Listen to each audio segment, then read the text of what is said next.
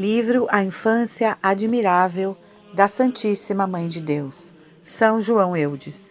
Capítulo 10. Maria nasce de um pai e uma mãe santíssimos. É algo indiscutível e aceito por todos os teólogos, unidos ao doutor angélico, que Deus nos dá suas graças de um modo conforme e proporcional à qualidade e à dignidade do estado e da condição a que nos chama.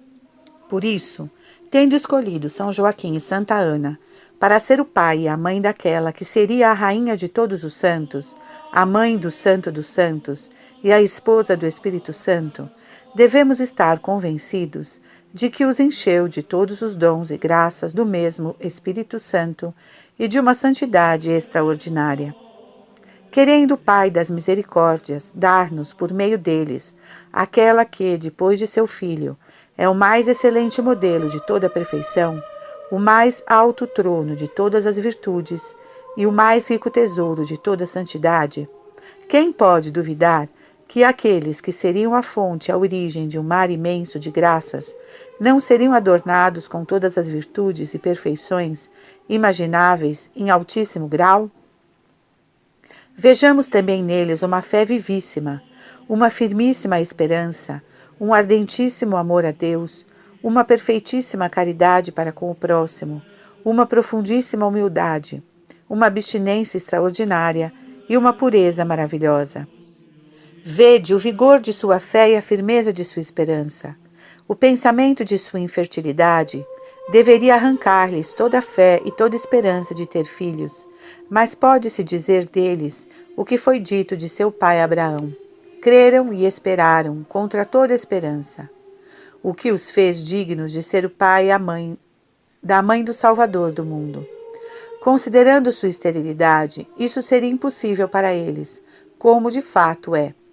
Mas sua fé é tão forte, sua esperança tão inquebrantável, que Santo Epifânio, São Gregório de Nissa, São Jerônimo, São Germano de Constantinopla e outros asseguram que jamais tiveram a menor dúvida sobre todas as coisas que o anjo lhes tinha dito. Quereis ver algumas provas fidedignas de seu ardentíssimo amor a Deus?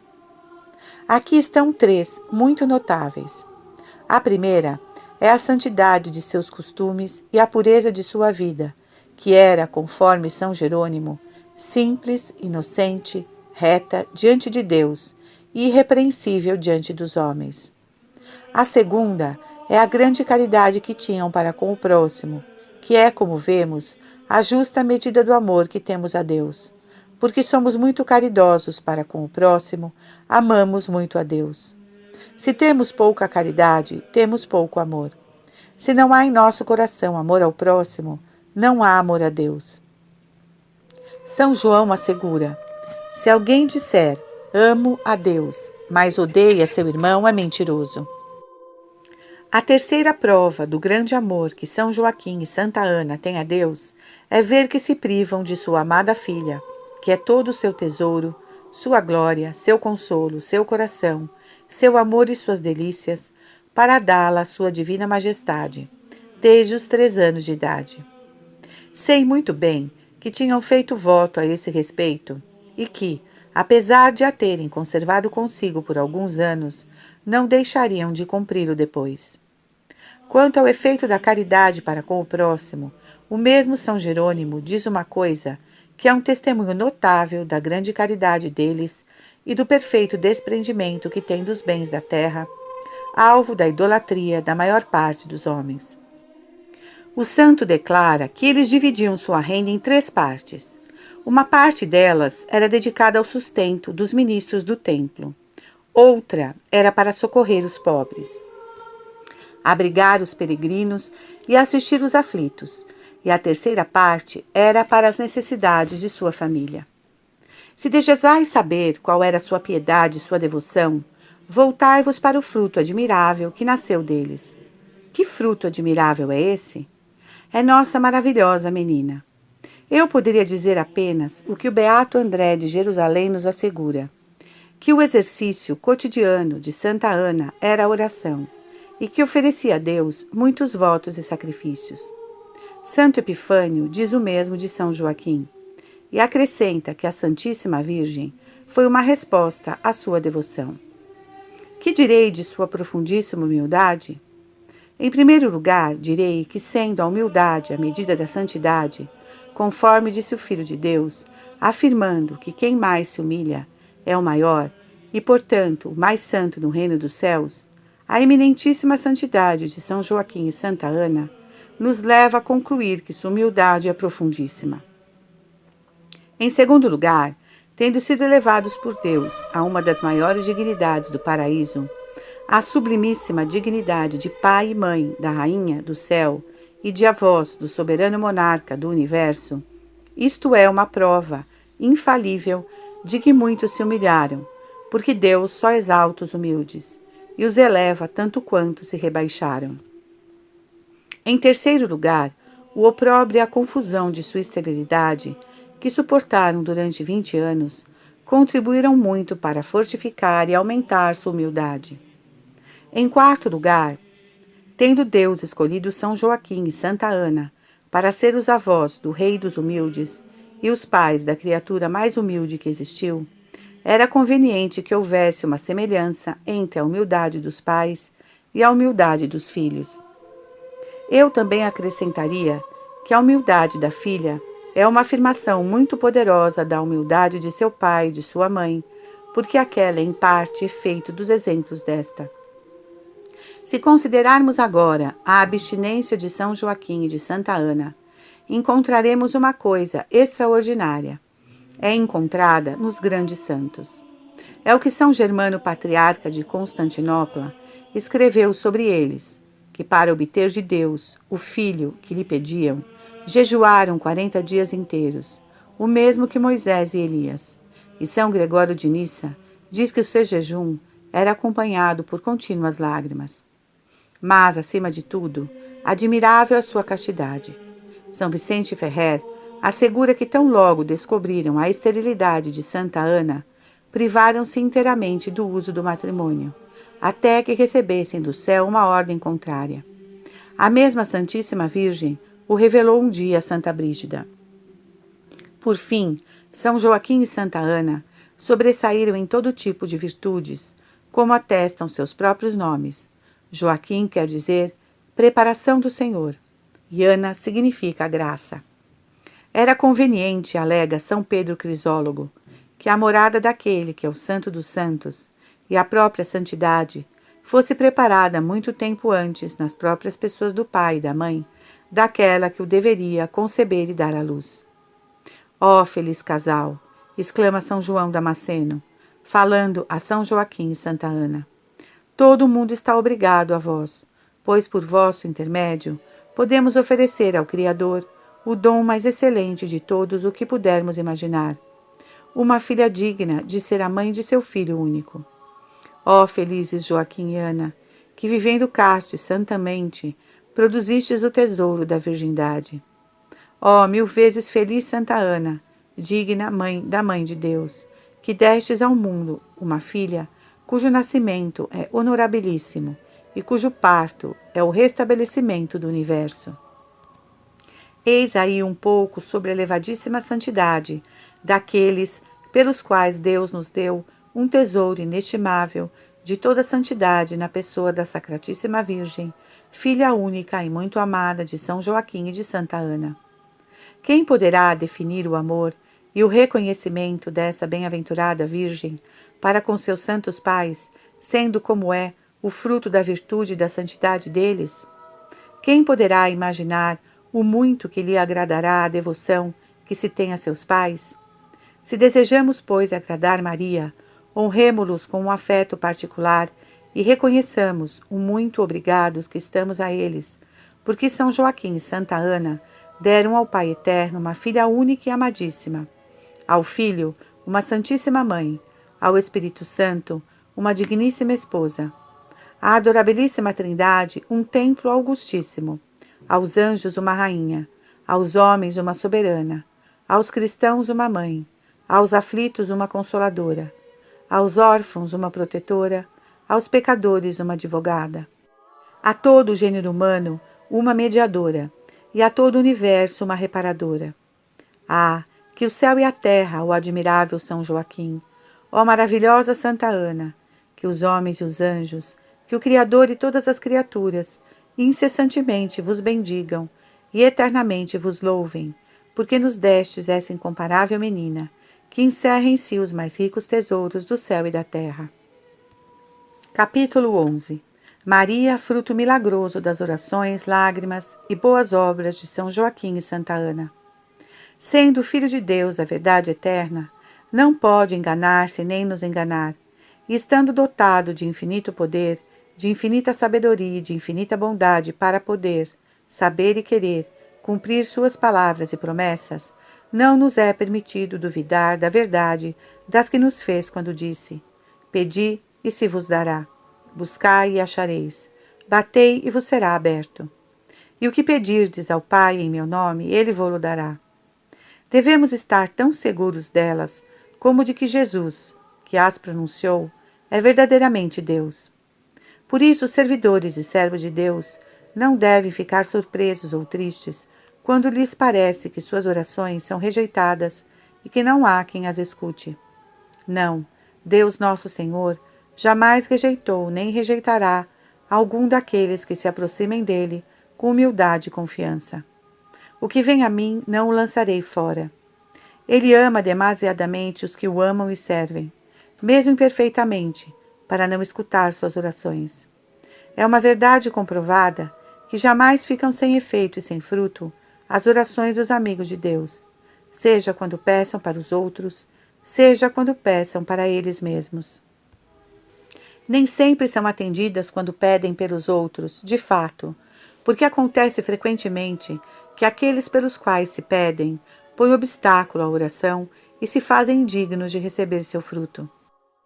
Mas ainda quando a oração não tem efeito em relação aos demais, sempre o alcança para os próprios orantes, porque a caridade que os faz pedir por seu próximo aumenta a graça que possuem e atrai para eles alguma bênção daquele que é todo caridade, para os que praticam a caridade. Quando oram por si mesmos, Deus demonstra tanta bondade que lhes concede sempre mais do que pedem. Se ocorre, por acaso, de pedirem alguma coisa, sem saberem, é prejudicial à sua salvação, ele é demasiado bom para concedê-la, mas concede-lhes, em lugar dela, algum outro dom que nem sempre os descobrem. Se pedem alguma coisa boa em si, mas que não é boa para eles, como alguma outra que Deus lhe possa dar, nega-lhes o mesmo para dar-lhe o mais. Nega-lhes um denário para dar-lhes diamantes. Priva-os das coisas temporais para enriquecê-los com as eternas. Se pedem algo completamente bom e útil para sua salvação e santificação, adia o êxito de suas demandas às vezes, para dar-lhes o que eles pedem em um momento mais conveniente ou de uma forma mais vantajosa, ou para obrigá-los a pedir com mais fervor e perseverar em suas orações, e acompanhar essa perseverança com vários outros atos de virtude, como humildade, confiança, desapego de sua própria vontade e submissão à de Deus, e outros semelhantes, como também a combinar suas orações com boas obras, jejuns, esmolas, oferecimentos e outras santas ações. É por isso que sua divina misericórdia atrasa em 20 anos o cumprimento dos pedidos feitos por São Joaquim e Santa Ana, e só então eles obtêm a bênção da fecundidade. Deus age assim, com o intuito de dar-lhes muito mais do que pedem. Eles pedem para serem isentos da confusão de sua esterilidade, e o Senhor quer honrá-los com a mais gloriosa fecundidade que existiu em todos os séculos anteriores. Eles pedem apenas um filho, e a divina misericórdia quer dar-lhes um número incontável, fazendo-lhes pai e mãe de todos os fiéis que existirão na terra até o fim dos tempos e no céu por toda a eternidade. Pedem um filho que seja o seu sustento e consolo nos últimos dias de sua vida. E Deus planeja dar-lhes uma filha que será a honra, a alegria, o amor e as delícias do céu e da terra. Pedem um filho semelhante aos demais filhos de Adão. E Deus deseja dar-lhes uma filha que será semelhante aos anjos em pureza e santidade. Uma filha que desde o primeiro momento de sua vida será mais ardente no amor a Deus que o primeiro dos serafins. Pedem a ele um filho para criá-lo e educá-lo, em seu temor e prepará-lo para ser do número de seus servos. Se for um filho, ou de suas criadas e servas, se for filha, e ele lhes dará uma filha, que será a mãe de seu filho único e a rainha de todas as criaturas.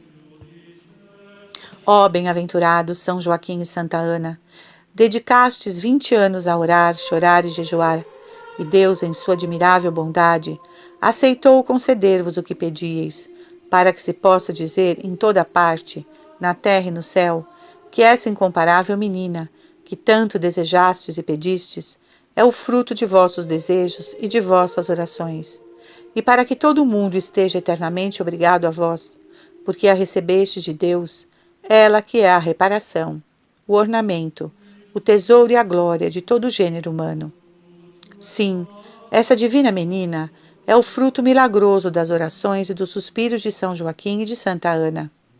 Esse é o pensamento de Santo Epifânio, de São Jerônimo, de São Gregório de Nissa, de São João Damasceno, de São João Germano de Constantinopla, o qual diz: muito mais que São Joaquim e a estéril Santa Ana, foram suas orações que seus votos, que fizeram nascer a bem-aventurada Virgem.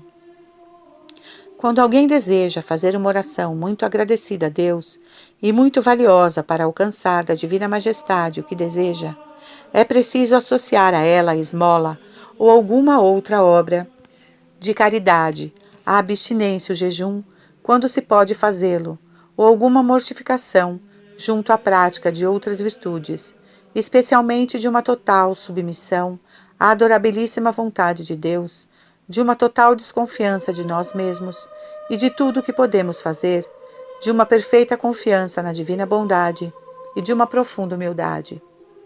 Ouvi o Espírito Santo que nos ensina: a oração do humilde penetra as nuvens. Ele não se consolará enquanto ela não chegar a Deus, e não se afastará enquanto o Altíssimo não puser nela os olhos. Tais eram as orações de São Joaquim e de Santa Ana. Eram acompanhadas por esmolas, porque, de acordo com São Jerônimo, dedicavam 2/3 de seus bens em obra de caridade. De jejuns, porque jejuavam 40 dias inteiros, como Moisés e Elias, conforme o testemunho de São Germano, patriarca de Constantinopla. De suspiros, de lágrimas e do exercício de todo tipo de virtudes, particularmente de uma perfeita resignação à santíssima vontade de Deus, de uma total desconfiança de si mesmos e de todas as suas boas obras, de uma inteira confiança na infinita bondade de Deus e de uma profundíssima humildade, que os fazia suportar com grande paciência o opróbrio de sua esterilidade.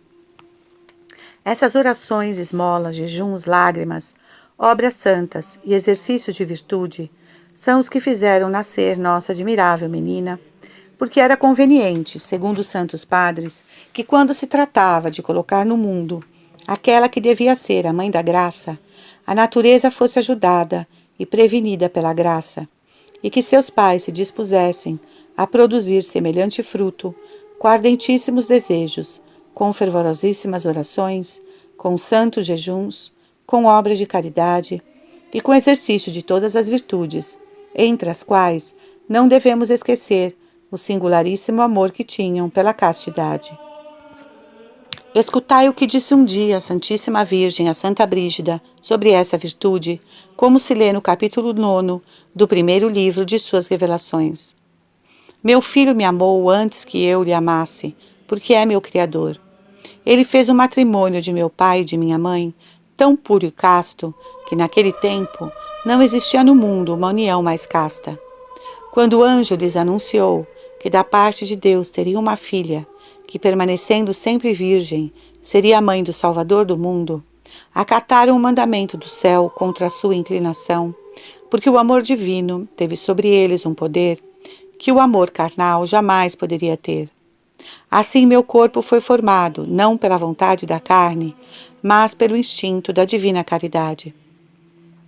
Dessa forma, nossa bem-aventurada menina é o fruto maravilhoso das orações, lágrimas, mortificações e santas ações de São Joaquim e Santa Ana.